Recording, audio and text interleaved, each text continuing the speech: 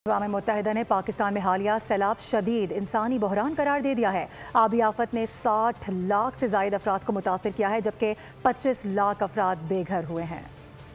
अक़वाम मुत्तहिदा के इदारा बराए इंसानी उमूर ने पाकिस्तान में सैलाब की तबाहकारियों पर रिपोर्ट जारी कर दी। OCHA के मुताबिक सैलाब ने 60 लाख से ज़ायद अफराद को मुतासर किया। बेघर अफराद की तादाद 25 लाख बताई गई। रिपोर्ट ने सैलाब को शदीद इंसानी बहरान करार दिया। जोर दिया कि पाकिस्तान को फौरी आलमी इमदाद की ज़रूरत है। OCHA के मुताबिक पंजाब, खैबर पख्तूनख्वा और गिलगित बल्तिस्तान की मकामी आबादी बेयारो मददगार है। जो दिखाया जा रहा है तबाही उससे कहीं ज़्यादा है। शदीद बारिशों के बायस अब तक 1000 के करीब अफराद जाँ बाख हो चुके हैं, जिनमें 250 बच्चे शामिल हैं। सैलाब ने सबसे ज्यादा नुकसान पंजाब को पहुंचाया, जहां भारत की जानिब से डैमों में पानी छोड़ने के बाद दरियाओं ने तबाही मचाई और 47 लाख अफराद मुतासिर हुए। कई इलाकों में पूरे गाँव पानी में डूब चुके हैं। सड़कें और पुल तबाह हो गए हैं, जबकि 2.2 मिलियन हेक्टेयर ज़राई जमीन भी ज़ेरे आब आ गई है। अक़वाम मुत्तहिदा ने फौरी इमदाद के लिए $5 मिलियन जारी किए हैं, जबकि मजीद $1.5 मिलियन मकामी NGOs को दिए गए हैं। तहम हुक्काम का कहना है कई देही इलाके अब भी मुकम्मल तौर पर कटे हुए हैं, जहाँ इमदादी सामान सिर्फ कश्तियों या हेलीकॉप्टर के जरिए पहुँचाया जा रहा है।